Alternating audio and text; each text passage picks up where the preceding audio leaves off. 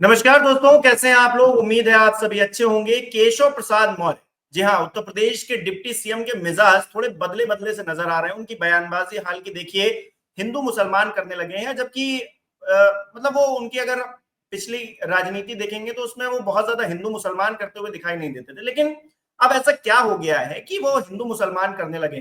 पिछड़ों के नेता हैं और हिंदू मुसलमान कर रहे हैं। क्या सीएम योगी आदित्यनाथ से कोई कंपटीशन उनका शुरू हो गया है क्या? इसको लेकर बात करेंगे। संजय शर्मा जी हमारे साथ मौजूद है। सर, बहुत बहुत स्वागत है आपका। संजय सर, आपने यूपी की राजनीति को बहुत करीब से देखा है, केशव प्रसाद मौर्य की राजनीति को भी बहुत करीब से देखा है। इन दिनों जिस तरह के वो बयान दे रहे हैं, हिंदू मुसलमान करने की कोशिश कर रहे हैं, जिसमें योगी आदित्यनाथ माहिर थे। अब योगी आदित्यनाथ की पदवी धारण करने के लिए वो ऐसा कर रहे हैं या फिर वजह कुछ और है हिंदू मुसलमान करने के लिए? आप गलत कर रहे हैं हिमांशु जी। केशव जी मेरे दोस्त हैं और आप मुझसे उनके खिलाफ कुछ बुलवाना चाह रहे हैं। तो भले मैं सिर्फ इंसान है। जानना चाह रहा हूँ सर, मिजाज। चलिए बता देता हूँ राजनीति। केशव जी भले इंसान है, एक तो सबसे अच्छी बात है, सबसे बड़ा है, खुश होके मिलते हैं। मतलब मैं भी जब भी उनसे मिला उतनी गर्मजोशी, उतनी बढ़िया व्यवहार उनका रहता है। जाओ तो चाय पियेंगे, नाश्ता करेंगे, सबसे बात करते हैं। लेकिन ये बात भी सही है कि केशव जी के दिल में कसक है कि वो मुख्यमंत्री नहीं बन पाए। और ये गलत कसक नहीं है भाई। राजनीति में जो आदमी आता है वो अपनी महत्वाकांक्षा लेके आता है, उसको कुछ काम करना होता है, उसको आगे बढ़ना होता है, तो मैं इसमें बुरा भी नहीं मानता। लेकिन योगी आदित्यनाथ ने उनके सपनों पर पानी भी फेरा है। 2017 में योगी आदित्यनाथ का कोई योगदान नहीं था भारतीय जनता पार्टी को विजय दिलाने में। योगदान था अमित शाह की व्यू रचना का, केशव मौर्य जी का, या बाकी पिछड़े जाति के नेताओं को। योगी आदित्यनाथ तो अमित शाह जी की चॉइस थे, अचानक हेलीकॉप्टर से उतरे, रेवेन का चश्मा लगा के मुख्यमंत्री बन गए। लेकिन मेरे ख्याल से केशव जी की उपेक्षा हुई। मैंने पहले भी बताया था कि जिस समय मुख्यमंत्री शपथ ले रहे थे उस समय 5 शास्त्री भवन, जिसको पंचम तल भी कहते थे, उसके 5वें फ्लोर पर मुख्यमंत्री का दफ्तर है। बहुत सुंदर दफ्तर है, मैंने वो देखा है दफ्तर। मायावती जी के टाइम में उसमें करोड़ों अरबों रुपए खर्च हुए थे। और मजे की बात एकदम याद आई तो बता दे रहा हूँ। उसमें एक बड़ी मजेदार घटना हुई थी। मायावती के जो टाइम में कांच का काम कर रहा था जो शख्स, जो ग्लास लगा रहा था, बाद में खुफिया एजेंसी ने उसको पकड़ा, आर्मी की, और पता चला कि वो पाकिस्तान के आईएसआई का एजेंट था। लोग चौंके कि आईएसआई के एजेंट मुख्यमंत्री के फ्लोर तक कैसे पहुंच गया। तो पता चला कि एक फर्म थी शालीमार, संजय सेठ के पार्टनर जी की, खालिद मसूद नाम था उनका। उनका ग्लास का काम है यहाँ पे। तो वो पाकिस्तान के एजेंट को पता था कि जब ये मायावती की ये फ्लोर सही होगा, नया ऑफिस बनेगा, तो काम संजय सेठ के पार्टनर की कंपनी को मिलेगा। तो वो पाकिस्तान का एजेंट आया, उनके यहाँ नौकरी करी। चूंकि उसको पता था ग्लास का काम करना है, आतंकवादी तो ऐसे ही होते हैं, बड़े स्टाइल से कांच वांच सीख के आया वो, और वो उनके यहाँ काम किया, पकड़ा गया। तो पता चला कि, लेकिन उस समय ये जेल जाते जाते बचे खैर किसी तरह, चूंकि संजय सेठ बड़े प्रभावशाली आदमी है। आपने देखा ही होगा किस तरह बीजेपी में कूद के आ गए, और जेपीएनआईसी उनके करोड़ों के खेल। लखनऊ की ना जाने कितनी संपत्तियों पे कब्जा है उनका, जांचें एलडीए में ठंडी पड़ी हुई है। खैर ये विषय से मैं भटक गया। तो बता रहा हूँ कि वो 5 KD जो बड़ा सजाया गया था, वहीं पे केशव मौर्य जी की नेम प्लेट लग गई। Keshav Maurya deputy CM. जैसे ही मुख्यमंत्री जी को किसी ने बताया कि केशव मौर्य जी की नेम प्लेट लग गई है, मुख्यमंत्री तो उसमें बड़े गुस्से वाले थे। अब तो योगी आदित्यनाथ एकदम चेंज हो गए हैं।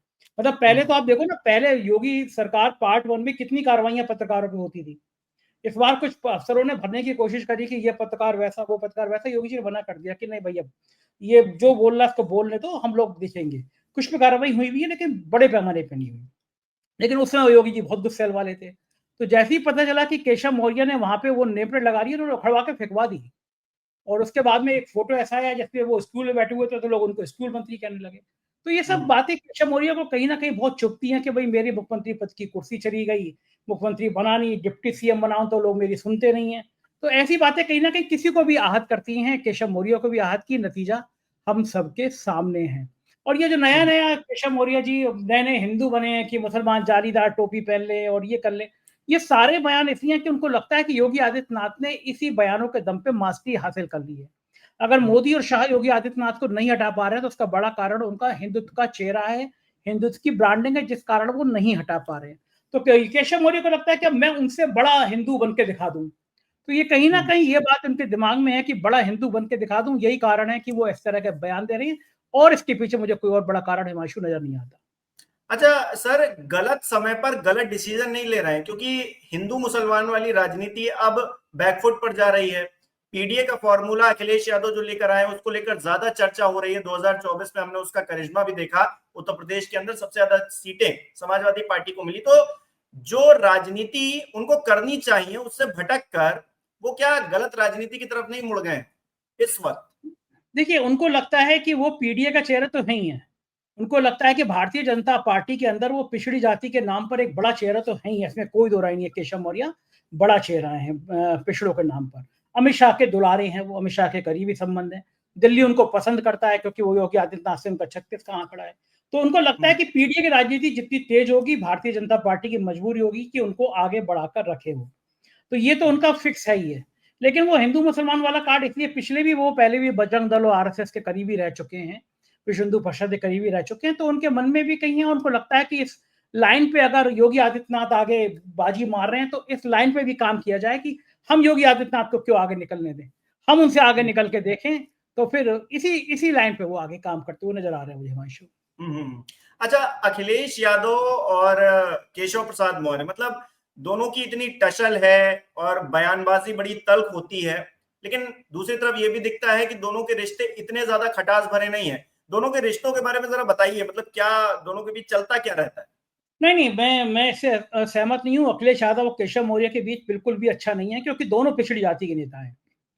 अखिलेश यादव को लगता है कि केशव मौर्य जितने कमजोर होंगे उतना उनको फायदा मिलेगा, मौर्य समाज में उनको सेंध लगाने का मौका मिलेगा। स्वामी प्रसाद मौर्य भी केशव मौर्य के समकक्ष थे बीजेपी में, मतलब वो एक दूसरे के कंपटीशन में रहते थे। तो अखिलेश यादव को कोई को पसंद नहीं करेंगे केशव मौर्य को, कि उनको लगता है केशव मौर्य का बढ़ने से कहीं ना कहीं पिछड़ी जाति के वोट बैंक में सेंध लगेगी।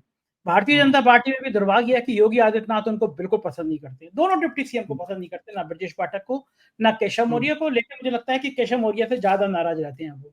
और दोनों सीएम दिल्ली दरबार के, डिप्टी सीएम दोनों दिल्ली दरबार के हैं।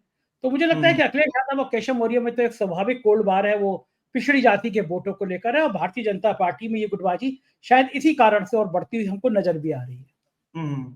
सर, ये क्या लग रहा है, खींचतान नहीं हो रही है मुद्दों को लेकर या फिर बयानबाजी को लेकर कि हम हिंदू मुसलमान कर लें, या फिर हम दलितों के, ओबीसी जो पिछड़ी जातियां हैं उन सबको लेकर साथ में चले? मतलब बहुत ज्यादा खींचता, एक जैसे भारतीय जनता पार्टी में हमेशा देखा गया है कि मोदी जी ने एक लाइन दे दी, उस लाइन को नीचे तक कार्यकर्ता बोल रहे हैं, लेकिन यहाँ पर उत्तर प्रदेश में हम देख रहे हैं हर कोई अपनी ढपली बजा रहा है। देखो, यहाँ पे जितनी जितनी ज्यादा राजनीति होगी, जितने ज्यादा विवाद होंगे, पार्टी उतनी कमजोर होगी। भारतीय जनता पार्टी का दुर्भाग्य यह है कि मुख्यमंत्री के पास में विधायक नहीं है। एक बार मुझे पता चला कि दिल्ली दरबार ने मुख्यमंत्री को बुलाया था और एक बहुत अच्छी बात कही थी। ये कहा था कि देखो, जनता सरकार चुनती है, जनता ने चुन ली, भाई हमें बीजेपी चाहिए, हमें कांग्रेस चाहिए, हमें सपा चाहिए, हमें बसपा चाहिए। तो जनता सरकार चुनती है, लेकिन मुख्यमंत्री विधायक चुनते हैं। तो आप विधायक मैनेज रखिए। और ये सब जानते हैं कि विधायक मुख्यमंत्री के साथ नहीं है। उसका कारण ये कि नौकरशाही ने बर्बाद कर रखी है सरकार, ब्यूरोक्रेट के काम नहीं होते, तो विधायक नाराज है, मंत्री नाराज हैं, गाय बगाए उनकी उनकी व्यथा, उनकी परेशानियां, उनकी गुस्सा सामने आता रहता है। तो ये बात मैं सहमत हूँ कि इस मामले में सरकार कहीं पिछड़ रही है, क्योंकि विधायक और मंत्री सेट नहीं है, खुश नहीं है, मुख्यमंत्री उन पर कंट्रोल नहीं कर पा रहे हैं, और बिगड़ती हुई नौकरशाही इसका बहुत बड़ा कारण है। सर, मैंने पिछले दिनों एक वीडियो भी किया कि इस सरकार में योगी आदित्यनाथ जी के नेतृत्व में कोई भी खुश नजर नहीं आ रहा है। वो मंत्री जी हों, वो विधायक जी हों, या फिर कोई और जनप्रतिनिधि, मतलब विपक्ष के जो जनप्रतिनिधि हैं उनको तो छोड़ ही दीजिए, जो सत्ता में बैठे वो भी खुश नहीं है। आम जनता, आप स्वास्थ्य ले लीजिए, आप चिकित्सा ले लीजिए, इन सबसे त्रस्त है। तो इस सरकार में अगर कोई खुश नहीं है, तो फिर योगी आदित्यनाथ के ऊपर एक मेंटली प्रेशर नहीं होगा कि जिस वक्त उनको सबसे ज्यादा मजबूत दिखना चाहिए, उनकी ही पार्टी में उनकी राइवलरी हो रही है, उस वक्त हालात जो है कुछ ऐसे हो गए हैं जिसमें योगी आदित्यनाथ खुद भी सरवाइव कितना कर पाते हैं, ये आने वाले वक्त में पता चले। देखो, योगी जी को ये भरोसा है कि वो हिंदू मुसलमान के दम पर सब मैनेज कर लेंगे।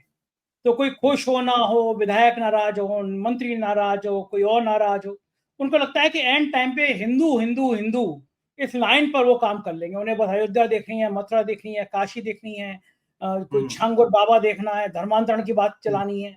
तो इस बात के लिए गोदी मीडिया मैनेज करो, दिन दिन भर अभियान चलाए, हिंदू मुसलमान करते रहो, अपना काम चल जाएगा। मुझे लगता है योगी आदित्यनाथ की फिलॉसफी यही है। लेकिन 2024 में तो ये फेल हो गया ना सर, जो हाँ, फैजाबाद की सीट थी वही चली गई, बताइए। उनको लगता है लोकसभा चुनाव में फेल हुआ, लेकिन उनको यकीन है कि विधानसभा चुनाव में शायद यही कार्ड चलेगा। अच्छा, दिल्ली दरबार से अभी क्योंकि होकर आए हैं योगी जी, और योगी जी उसके बाद थोड़े से ठंडे ठंडे से लग रहे हैं, मतलब बहुत ज्यादा एग्रेसिव नजर नहीं आ रहे हैं। दिल्ली दरबार ने काफी सारी लाइनें खींच दी हैं इस बार। और दिल्ली दरबार, ये योगी जी जानते हैं कि दिल्ली दरबार पीछे पड़ा ही है, तो जाहिर है कि इतना बड़ा प्रेशर तो है ही है, तो परेशान होना तो स्वाभाविक है ही है। चलिए ठीक है, बहुत बहुत शुक्रिया सर हमारे साथ जुड़ने के। तो दोस्तों, कुल मिलाकर उत्तर प्रदेश में राजनीति तेज है। आप इस राजनीति को किस तरह से देख रहे हैं? केशव प्रसाद मौर्य जो बयानबाजी कर रहे हैं उसको किस तरह से देख रहे हैं? सीएम योगी आदित्यनाथ के जो मौजूदा हालात हैं जिसमें कोई भी खुश नहीं है, जैसा कि मैंने पहले जिक्र किया, उसको लेकर आप क्या सोचते हैं हमें कमेंट करके जरूर बताइएगा। साथ ही साथ इस वीडियो को लाइक कीजिए, शेयर कीजिए और हमारे चैनल को सब्सक्राइब नहीं किया है तो वो भी कीजिए। बहुत बहुत धन्यवाद।